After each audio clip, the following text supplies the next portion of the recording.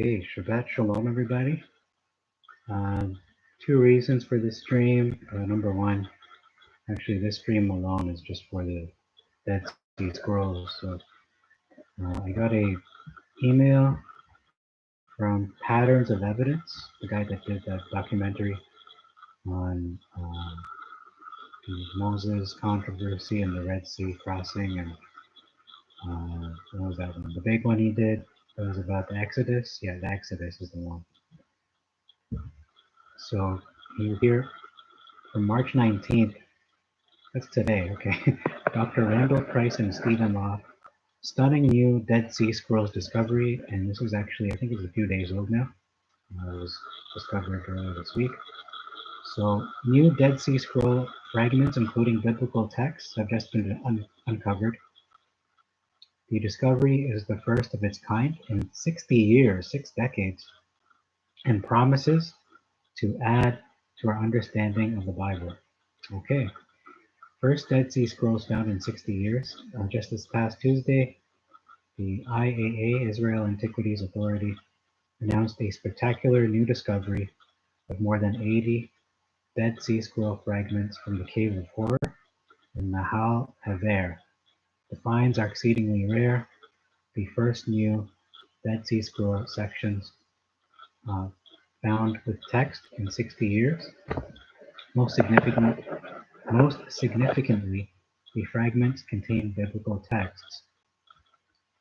So far, the team has reconstructed 11 lines from the Bible's books of Zechariah 8, verses 16 to 17, Nahum 1, 5 to 6.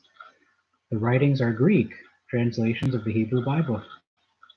However, the name of God is written in the Paleo-Hebrew script used during the First Temple period, which is sometimes seen in other Dead Sea Scrolls.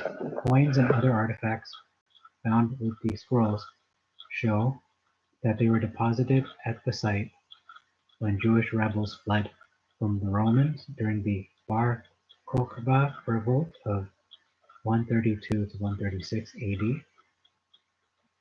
The team believes the scrolls themselves may have been written in the 1st century BC, and that would date close to the Septuagint, which came from correct 300, 400 years before Yeshua.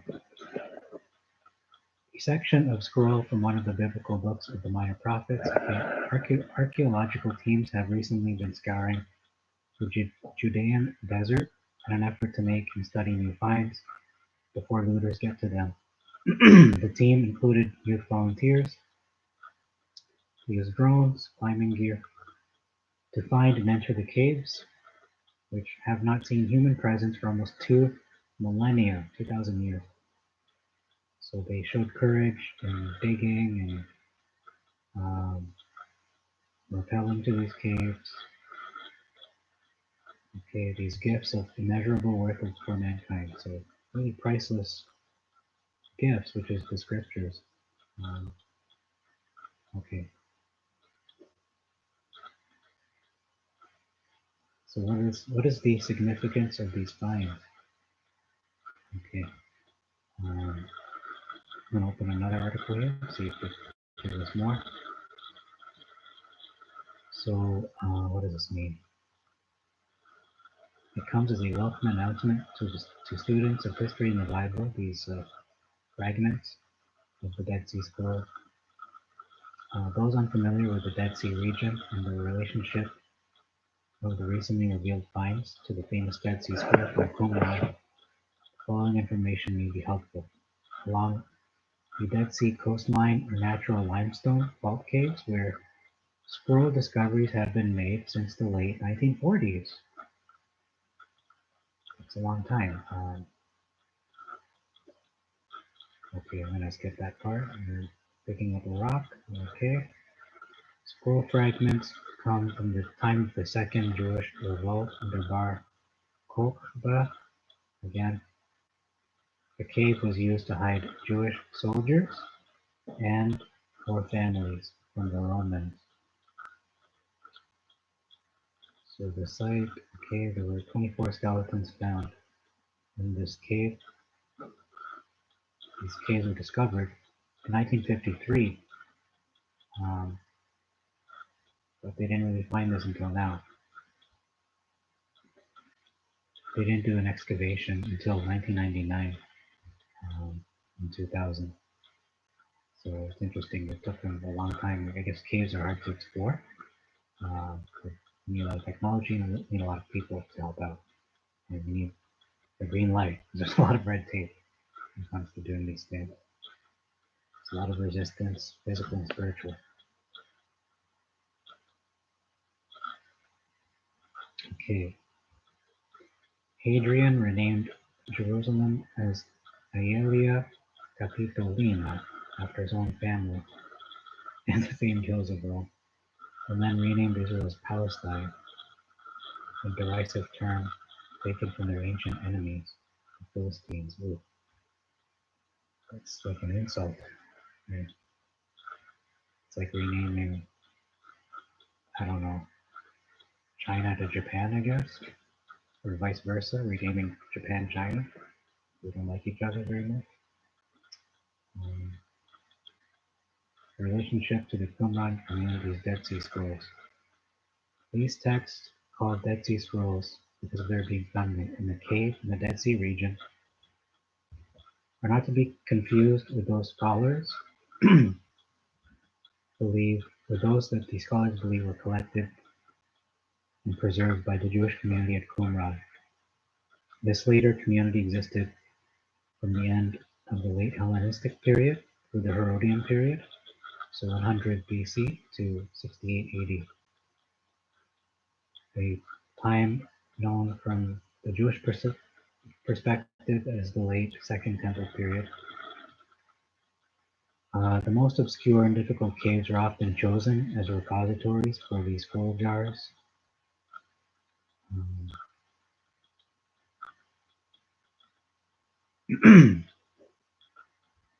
All right.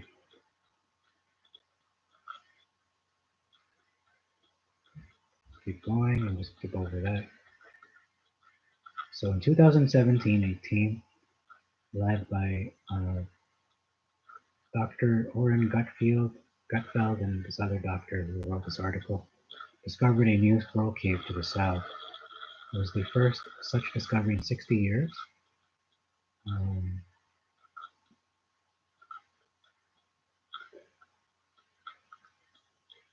So any discovery of ancient manuscripts, especially biblical manuscripts, is an incredible addition to our knowledge of ancient texts and Jewish life and religious practice, but a distinction needs to be made between the Bar Kokhba period fragments and the uniqueness of those from Qumran, along with its material culture.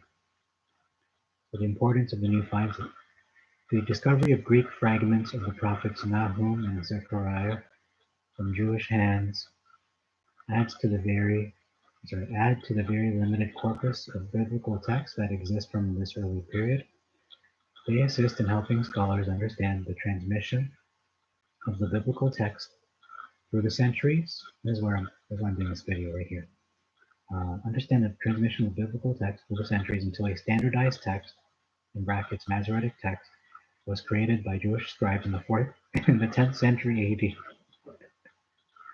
Actually, from the pretty much, you can say the 4th century to the 10th century. So it also gives us a glimpse of the religious mindset of a refugee community, perhaps clinging to the promises of divine judgment against Israel's enemies and the hope of restoration depicted in the prophetic books these newly discovered fragments represent. So what this article kind of glosses over is that this will not help to understand how the Masoretic was formed, because the Masoretic text doesn't come from the Dead Sea Scrolls at all. There's very little relation, if any at all.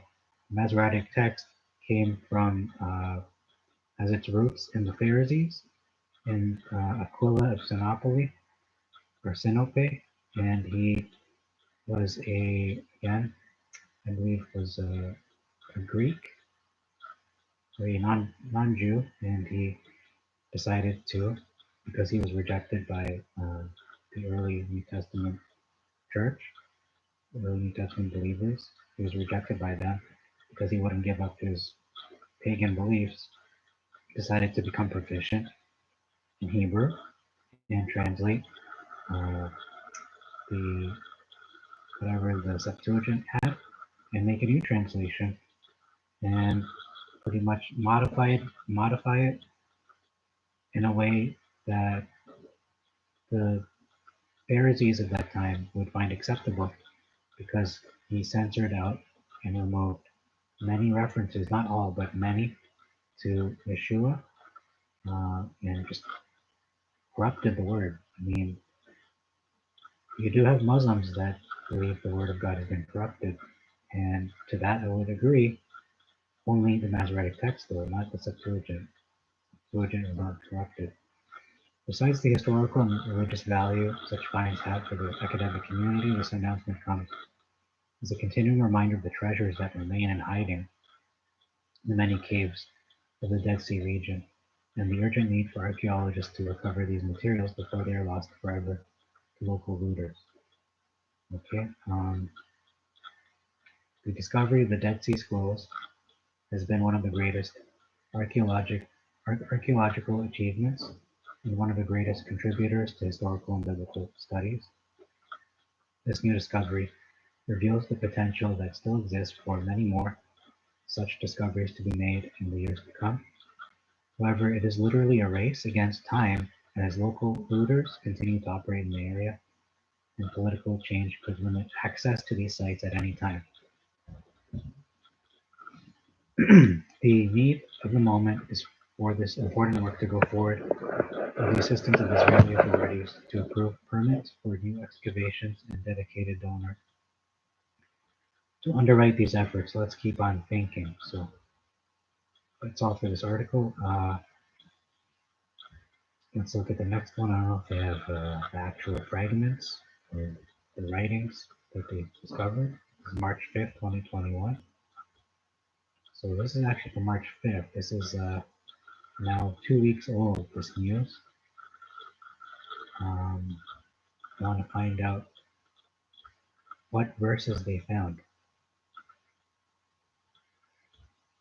because they did describe Zechariah, they described Nahum as well. What did they say? Okay, so in this article from Patterns of Evidence, it describes two verses or two sections. I'm going to look at that in more detail. So let's look at the full Zechariah. I've got to type it up here.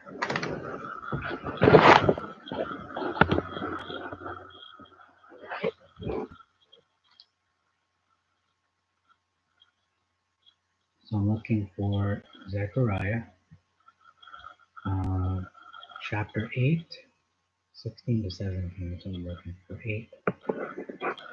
Zechariah 8. So I'm going to read that and see, well, what does it actually say? Because I will bet, I will wager that whatever they found, I should say, lines up nearly identically with what we already have in the Septuagint, because this is actually older than the Dead Sea Scrolls. So here it is, Zechariah 8 is what they found. Why? I mean, it's a good thing they found it, but at the same time, we already have it. We have a complete copy of the Bible in the original Greek that was translated from the original Hebrew, which is not the Masoretic, but the original that Moses wrote. So I have to make that distinction because there's been some confusion as to what I said last, I think it was last week, that I presented, that I just take the Masoretic and translate that to the Septuagint. No, because that would be like saying I took the Magna Carta and that makes sense. Yeah, I translated the Magna Carta and turned that into the Constitution, which you can't, because the Magna Carta precedes the Constitution, the American Constitution. One comes before the other, one is older, so you need a time machine to do that. So no, that's not what I did. What I said was the original Hebrew, which means the original original manuscript that existed in Moses' time, in King David's time, the ones that they had, and was eventually destroyed when Jerusalem was destroyed in 70 AD, if I'm not mistaken. So let's read, I'm going to read this to you, the verses they found. Zechariah 8, verses 16 and 17. I'll read the Masoretic first, and you can see there's a difference. Because I think it was not by accident. Nothing's by accident. So what does it say in the Masoretic, and what does it actually say in what they found just recently this month? Verse 16, these are the things that you shall do. Speak you every man the truth to his neighbor. Okay, let's look at the Septuagint. These are the things which you shall do. Speak truth, every one with his neighbor. Okay, same. Execute the judgment of truth and peace in your gates. Judge truth and peaceable judgment in your gates. So it's not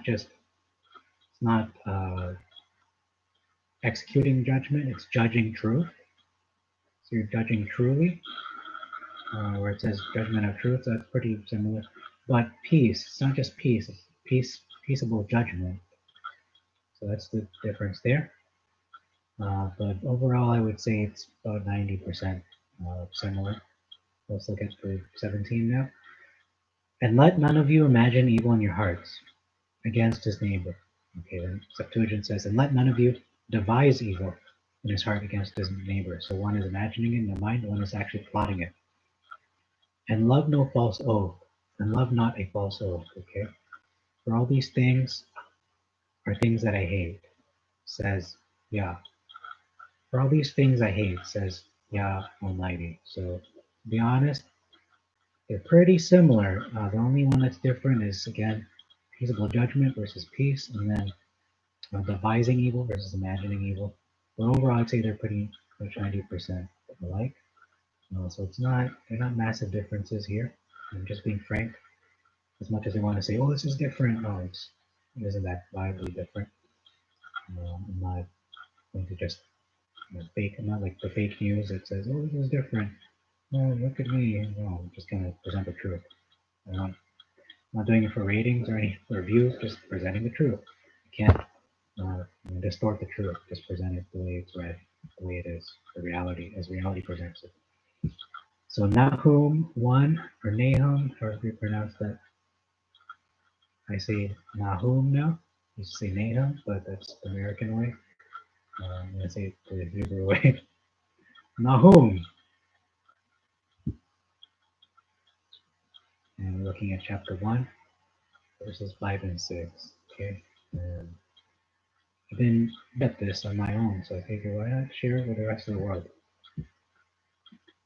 And why wait for these people to release the data? Just read it for yourself, your own Bible, specifically the Septuagint. Nahum 1, 5 and 6. Okay, here it's loading. Here it is.